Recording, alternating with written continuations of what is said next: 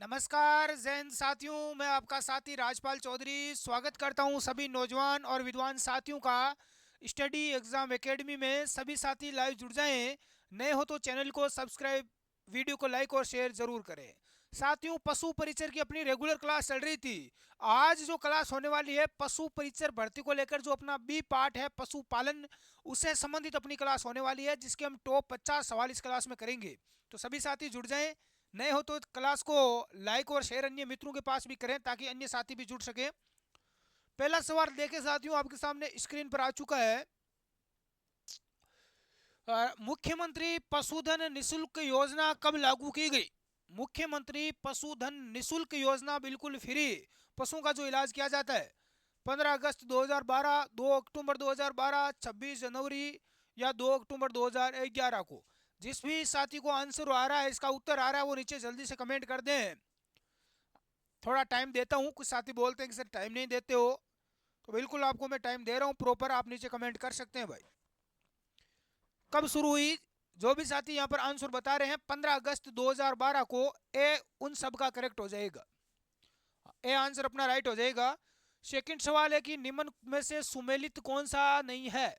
कौन सा युग्म यहाँ पर सुमेलित नहीं दिया हुआ है? जल्दी से कमेंट करो, देखिए क्या हो जाएगा करेक्ट आंसर। पहला है कि camel milk dairy. Camel milk dairy ऊंट की, कैमल यानी क्या होता है? ऊंट होता है।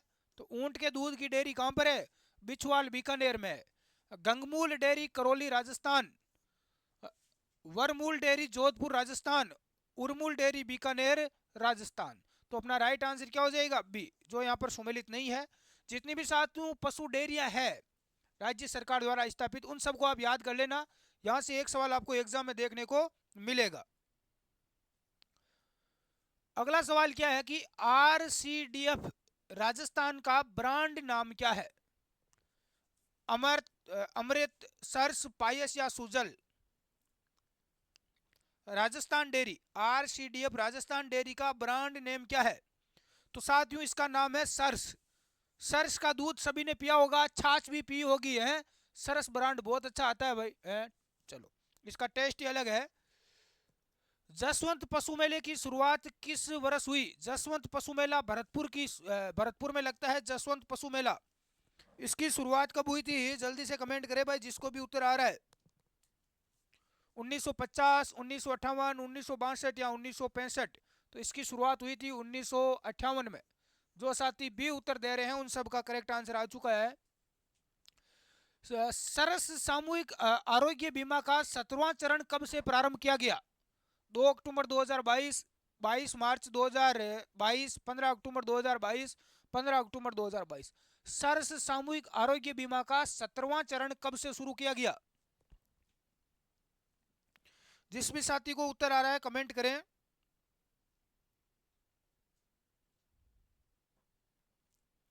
बिल्कुल सभी साथियों का करेक्ट आंसर आ चुका है 15 अक्टूबर 2022। जो साथी सी उत्तर दे रहे हैं उन सभी का राइट हो जाएगा।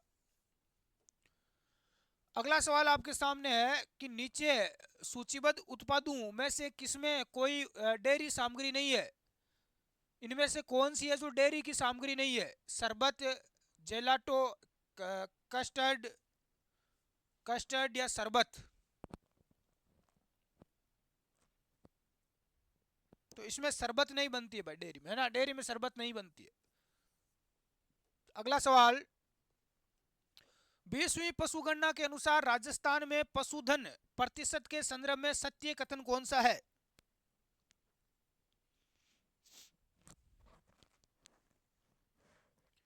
20वीं पशुगणना के अनुसार कौन सा कथन यहां पर सत्य है? बकरी 16.9%, गाय 24.47%, भैंस 26%, भेड़ 9%। तो बी आंसर अपना क्या हो जाएगा? राइट हो जाएगा। जो साथी बी उत्तर दे रहे हैं उन सभी का करेक्ट हो जाएगा। देखो, ये पशुधन वाला टॉपिक नया है और बहुत सारे विद्यार्थियों को इस टॉपिक को कवर करने में दिक्कत आ रही है। सवालों जो हम पूछ रहे हैं क्लास में उसके भी आपके जवाब नहीं आ रहे हैं। तो कहीं ना कहीं ये सब्जेक्ट आपके लिए थोड़ी भारी पड़ सकता है। इसलिए आप इसकी 45 नंबर का है, अच्छे ढंग से तैयारी करें। इसका पूरा एक बार आप थ्योरी पढ़ें, कोर्स आप ले सकते हैं अपना स्टडी एग्जाम एकेडमी का जो एप्लीकेशन है प्ले स्टोर पर, उसको डाउनलोड कर लें और वहां से आप पूरा कोर्स लेकर अच्छे ढंग से पढ़े साथियों, है ना, ताकि आपको बेनिफिट हो सके। पहले इसको अच्छे ढंग से समझे आप इसकी थ्योरी, वहां पर पीडीएफ नोट्स वगैरह सारी क्लासें वगैरह सब मिल जाएगी। दूध के बर्तनों की स्वच्छता का मुख्य उद्देश्य है, दूध के बर्तनों को साफ क्यों रखना चाहिए? कीटों को मारना, सूक्ष्म जीवों को मारना, नाशक जीवों को मारना या विटामिन को मारना। दूध के बर्तनों को स्वच्छता का मुख्य उद्देश्य क्या है? जो कीटनाशक जीव है उनको क्या करना? मारना, कीटनाशक जीवों को मारने के लिए। सी आंसर अपना राइट हो जाएगा, ताकि कोई बीमारी ना फैले। भारत में अंडा उत्पादक राज्यों में प्रथम स्थान किस राज्य का है? राजस्थान, पश्चिम बंगाल, आंध्र प्रदेश या तमिलनाडु? अंडा उत्पादन में प्रथम स्थान पर कौन सा राज्य है देश का? तो सर्वाधिक है वो आंध्र प्रदेश है। कौन सा है भाई? आंध्र प्रदेश। अगला सवाल है कि रोमन नाग संबंधी निम्न में से किस नस्ल से है? रोमन नाग का संबंध कौन सी नस्ल से है? मगरा, जमुनापुरी, बारबरी या बीटल? तो रोमन नाग साथियों पाई जाती है किसमें पाई जाती है? जमुनापुरी में। तो जो साथी बी उत्तर दे रहे हैं जमुनापुरी, उन सब का राइट हो जाएगा। अगला सवाल आ चुका है कि सूची 1 और सूची 2 को सुमेलित करें। सूची 1 और सूची 2 को सुमेलित करना है। उत्तर और पश्चिम में कौन सी नस्ल मिलती है भाई? उत्तर पश्चिम में राठी गाय की नस्ल, दक्षिण और पश्चिम में कांकरेज, पश्चिम में थारपारकर, दक्षिण पूर्वी और मध्यवर्ती में गिर। गिरी नहीं, गिर, है ना, गिर गाय की नस्ल है, ये आपको देखने को मिलेगी। यहां पर गिर कर लो, गिरी नहीं है, गिर।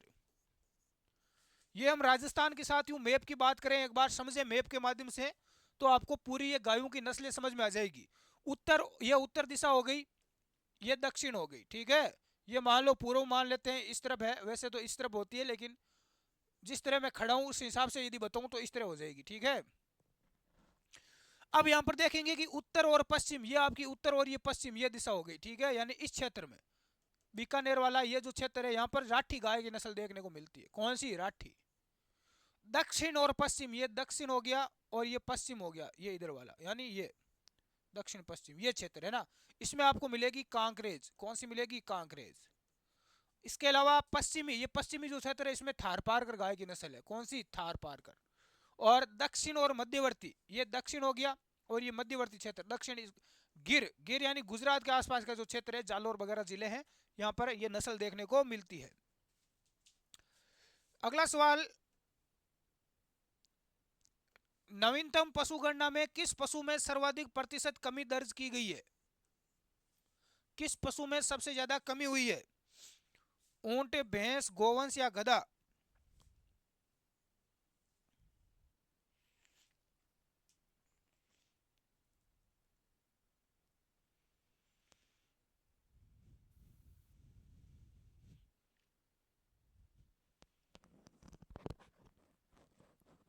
किस पशुधन में सर्वाधिक कमी हुई है? तो ये गधा। गधों की संख्या में क्या हुई है साथियों? सबसे ज्यादा कमी दर्ज की गई है 20वीं पशु गणना में। और सब गधों का जो मेला कहाँ लगता है? गधों का मेला कहाँ लगता है? गधों का मेला लगता है साथियों लूणियावास। लूणियावास जयपुर में लगता है, ध्यान रख लेना। कहाँ लगता है भाई? जयपुर में गधों का मेला लगता है। अगला सवाल क्या है कि दूध उत्पादन में प्रोटीन की मात्रा बढ़ाने हेतु पशुओं को दिया जाने वाला आहार कौन सा है? दूध में प्रोटीन की मात्रा को बढ़ाने के लिए पशुओं को कौन सा आहार देते हैं? लोबिया, सोयाबीन, मटर या उपरोक्त सभी? कमेंट करो, देखे इनमें से क्या हो जाएगा करेक्ट आंसर। बिल्कुल सभी का आ गया है, लोबिया, सोयाबीन, मटर, यानी डी, उपरोक्त सभी अपना क्या हो जाएगा? करेक्ट हो जाएगा। हाँ, नेक्स्ट अगला सवाल कि गलगोटू रोग का टीका किस माह में लगाया जाता है? मई, जून, जुलाई, सितंबर, जनवरी, फरवरी या कभी नहीं? गलघोंटू रोग का टीका कब लगाया जाता है साथियों? ये मई, जून, गर्मियों के महीनों में लगाया जाता है। तो ए आंसर अपना क्या हो जाएगा? करेक्ट हो जाएगा। पशु में बीमारी के कारण या कारक के संबंध में सही युग्म कौन सा है? पशु में जो बीमारी है उनके बारे में कौन सा युग्म यहाँ पर सही है? सही युग्म हमें बताना है। रिंगवर्म हार्मोन की गड़बड़ी के कारण, डेगनाला जीवाणु के कारण हीमोफीलिया, हीमोफीलिया अनुवांशिक रोग है। हीमोफीलिया क्या भाई, रिकेट, कैल्शियम की कमी, ये गलत हो जाएगा। तो सी उत्तर अपना करेक्ट हो जाएगा, जो कि यहाँ पर सही दे रखा है। हीमोफीलिया रोग ये अनुवांशिक जन्मजात रोग है, जन्म के समय ये होता है, पहले से ही। अगला है कि गाय के निर्वाह के लिए प्रति 100 किलोग्राम शारीरिक भार पर पाचनशील क्रूड प्रोटीन की आवश्यकता होती है।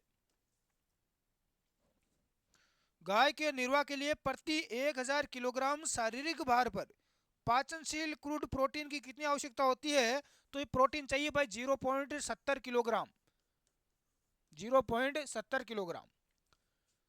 अगला सवाल है कि 1 ग्राम वसा ऑक्सीजन होकर कितनी कैलोरी तापीय ऊर्जा प्रदान करती है?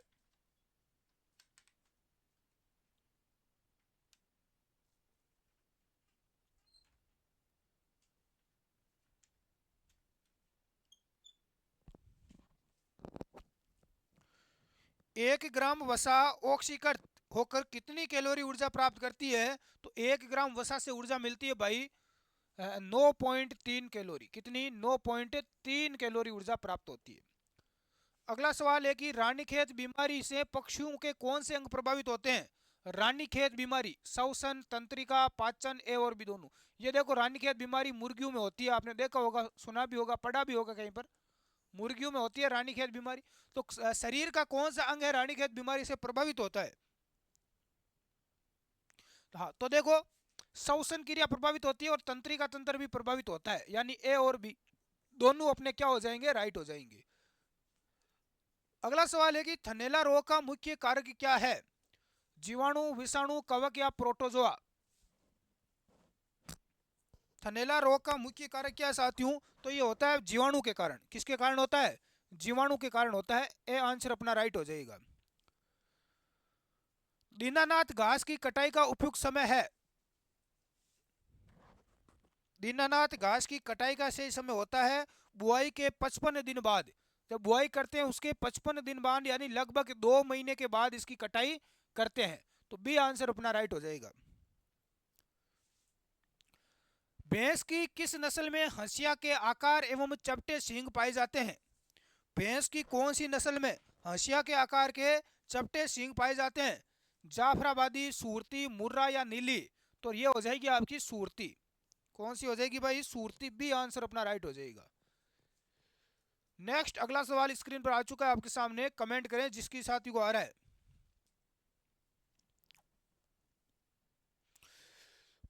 पशु के लिए विभिन्न पोषक तत्वों की आवश्यकता के निर्धारण के आधार पर होती है। पशु के विभिन्न जो पोषक तत्व है उनका निर्धारण किसके आधार पर किया जाता है? पशु की लंबाई पर, सींगों की लंबाई, पशु के भार पर या पशु की चौड़ाई पर?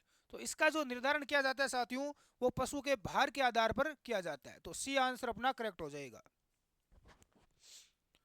अगला सवाल क्या है कि अगला सवाल आपके सामने है, उत्तर बताओ जिस भी साथी को आ रहा है। नए पैदा हुए बछड़े को खीस कितने दिनों तक पिलानी चाहिए? आधा दिन, 7 दिन, 4 दिन या 1 दिन? तो नया जो पैदा हुआ बछड़ा है उसको 7 दिन तक कम से कम खीस पिलानी चाहिए भाई। तब तक दूध मत निकालो, केवल उस जानवर को ही पीने दो 7 दिन तक, है ना, इससे वो काफी स्ट्रोंग होगा। दूध का पीएच मान कितना होता है? बहुत ही इजी सवाल है और साइंस का भी ये सवाल बनता है और बहुत ही बेहतरीन सवाल। आप देख सकते हैं, पीएच मान आप सारे याद कर लेना क्योंकि ये पूछे जाएंगे। तो दूध का पीएच मान होता है साथियों 6.6। कितना होता है? 6.6। बी आंसर अपना करेक्ट हो जाएगा। अगला सवाल है कि ज्ञाबिन पशु के लिए आच्छादित क्षेत्र कौन सा है? कितना क्षेत्र चाहिए ज्ञाबिन पशु के लिए? ज्ञाबिन जानवर के लिए कितनी जगह होनी चाहिए? तो 100 से 120 वर्ग फुट की जगह होनी चाहिए ज्ञाबिन जानवर के लिए। कितनी? 100 से 120 वर्ग फुट। नेक्स्ट सवाल क्या है कि कोलोस्ट्रम कोलोस्ट्रम में सामान्य दूध की तुलना में किस पोषक तत्व का प्रतिशत अधिक होता है?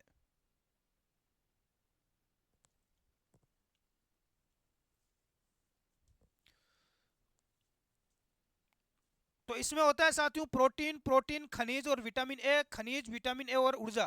तो इसमें प्रोटीन, खनिज और विटामिन ए। बी उत्तर अपना क्या हो जाएगा? राइट हो जाएगा। अगला सवाल है कि भैंस के दूध में पानी का कितना परसेंट होता है, बताओ। देखिए भैंस के दूध में पानी कितने प्रतिशत होता है, तो 87 से 90% पानी होता है। 87 से 90% क्या होता है भाई, पानी। अगला सवाल क्या है कि गाय भैंस के प्रसव, गाय भैंस में प्रसव के तुरंत बाद प्रथम दूध क्या कहलाता है। गाय और भैंस का पहला दूध क्या कहलाता है, खीस कहलाता है, या कोलेस्ट्रम इसे बोलते हैं, या खीस बोलते हैं। ए आंसर अपना करेक्ट हो जाएगा।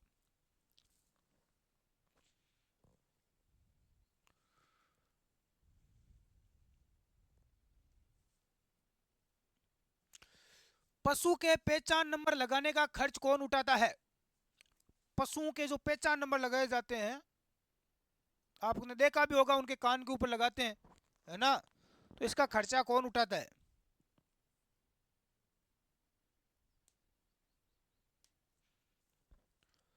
पशु का मालिक, खंड विकास अधिकारी, इंश्योरेंस कंपनी, या पशु चिकित्सक। ये बहुत ही गजब का सवाल है, बता देगा। आपने देखा होगा गायों और भैंसों के कान के अंदर छेद करके इस प्रकार का लगाया जाता है ना, एक पीले रंग का, तो ये इसका पूरा लगाने का खर्चा कौन उठाता है। तो जो देखो इसकी कंपनियां होती है जो इंश्योरेंस करती है पशुओं का, तो ये इंश्योरेंस कंपनी इसका पूरा खर्चा उठाती है। इंश्योरेंस कंपनी इसका क्या उठाती है, यदि पशु मर जाता है आपका, तो आपको इसके क्या मिलते हैं, पैसे मिलते हैं। नेक्स्ट है कि निम्नलिखित प्रजनकों में से कौन सा अविका कवच बीमा योजना के अंतर्गत बीमाकृत है। कौन सी योजना है, अविका कवच बीमा योजना। अश्व प्रजनक, भेड़ प्रजनक, गो प्रजनक, या भैंस प्रजनक। अविका कवच बीमा योजना के अंतर्गत बीमा करते हैं भेड़ प्रजनक, जो भेड़ पालने वाले हैं वो इसमें आते हैं। बी उत्तर अपना करेक्ट हो जाएगा। गाय का पहचान हेतु चिन्ह लगाने का निम्नलिखित में से कौन सा अच्छा तरीका है। गाय की पहचान के लिए आपने चिन्ह देखे होंगे, तो सबसे बेस्ट तरीका क्या है, एयर टैगिंग, कानों के अंदर ईयर टैगिंग, टेटोइंग, या ब्रांडिंग, या उपरोक्त सभी। तो उपरोक्त सभी, ये सभी तरीके हैं साथियों। अगला सवाल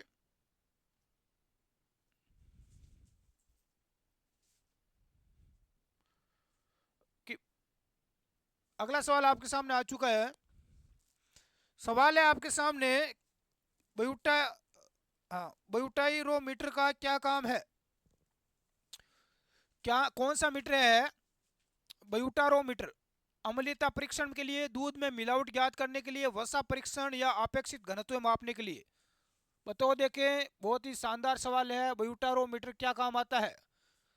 ब्यूटारोमीटर काम आता है साथियों वसा का परीक्षण करने के लिए कि जानवर में कितनी वसा की मात्रा है। अगला सवाल है कि गाय के सींगों में पहला छल्ला कितनी उम्र में बनता है। 3, 5, 7, या 2 वर्ष। पहला छल्ला बनता है 3 वर्ष की उम्र में। कितनी उम्र में, 3 वर्ष की उम्र में। अगला सवाल आपके सामने आ चुका है कि वर्मी कंपोस्टिंग बिन में केंचुओं को डालने के लिए अनुशंसित विधि क्या है। उन्हें बिस्तर सामग्री में मिलाना, तो उन्हें बिस्तर सामग्री में मिलाना। ए आंसर अपना क्या हो जाएगा, राइट हो जाएगा। अगला सवाल की वह प्रक्रिया जिसके द्वारा जैविक कचरे को नष्ट करने के लिए कीड़ों का उपयोग किया जाता है। उस ह्यूमस का निर्माण, खाद बिस्तर, वर्मी कंपोस्टिंग, या इनमें से कोई नहीं।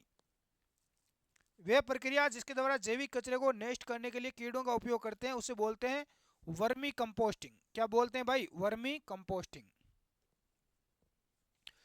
अगला सवाल है कि दूध उत्पादन की दृष्टि से भारत में सर्वोच्च पाया जाता है। हरियाणा, गुजरात, राजस्थान, या बिहार। दूध उत्पादन की दृष्टि से भारत का सर्वोच्च यानी 1 नंबर का राज्य कौन सा है, राजस्थान। किस पशु के दूध में सर्वाधिक लैक्टोज पाया जाता है। ऊंटनी, बकरी, भैंस, या भेड़। किस पशु के दूध में सर्वाधिक लैक्टोज पाया जाता है।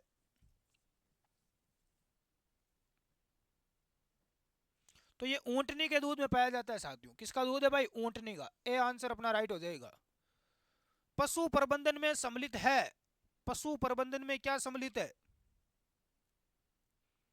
आवास व्यवस्था, आहार व्यवस्था, नस्ल सुधार या उपरोक्त सभी। आवास की, आहार की, नस्ल की, ये सभी सुविधाएं है। डी उत्तर अपना करेक्ट हो जाएगा। नेक्स्ट है कि निम्न में से कौन सा युग्म सुमेलित नहीं है।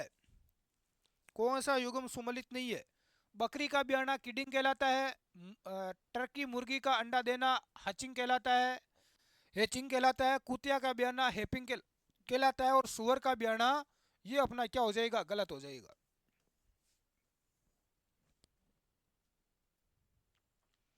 बिल्कुल डी, डी जो बता रहे हैं उन सब का करेक्ट है। नेक्स्ट अगला सवाल आपके सामने आ चुका है, जल्दी से कमेंट करें। एक गाभिन गाय को गर्भधान के लिए कितने माह बाद गर्भकालीन आहार देना चाहिए। जो गाभिन गाय हो जाती है 3 महीने तक बाद, 4, 6 या 6। देखो गाय जब गाभिन होती है तो गाभिन होने के गर्भकालीन यानी कि कम से कम 6 महीने के बाद उसको आहार देना शुरू कर देना चाहिए। 6 महीने के बाद। सी उत्तर अपना राइट हो जाएगा। अगला सवाल क्या है कि बेडीज कास्टेटर विधि है। बर्डीजो कास्टेटर विधि क्या है, ये बध्याकरण की विधि है। क्या है भाई, बध्याकरण। बध्याकरण हम पढ़ चुके हैं पहले भी। अगला सवाल है कि भेड़ में प्रसव जाना जाता है। भेड़ में प्रसव जाना जाता है। काविंग, सेकंड क्या है, लेम्बिंग। लेम्बिंग बिल्कुल अपना राइट हो जाएगा, बी। गिर, थारपारकर व राठी प्रजातियां है। गाय की, भैंस की, बकरी की या भेड़ की। गिर, थारपारकर, राठी और जर्सी ये सभी गाय की ही नस्लें हैं। किसकी है भाई, गाय की। अगला है कि विश्व में महीन ऊन के लिए प्रसिद्ध भेड़ की नस्ल कौन सी है। महीन ऊन के लिए प्रसिद्ध भेड़ की नस्ल हम देखो नस्लें पढ़ चुके हैं, तो मेरिनो है, महीन मेरिनो। डी उत्तर अपना राइट हो जाएगा। तो आज की क्लास में पशु पालन बी पार्ट के हमने 44 सवाल कंप्लीट किए हैं। आपका स्कोर क्या रहा, कितने आपके राइट हुए, आप मुझे एक बार कमेंट करके ज़रूर बताएं। नेक्स्ट अगली क्लास में मिलते हैं साथियों।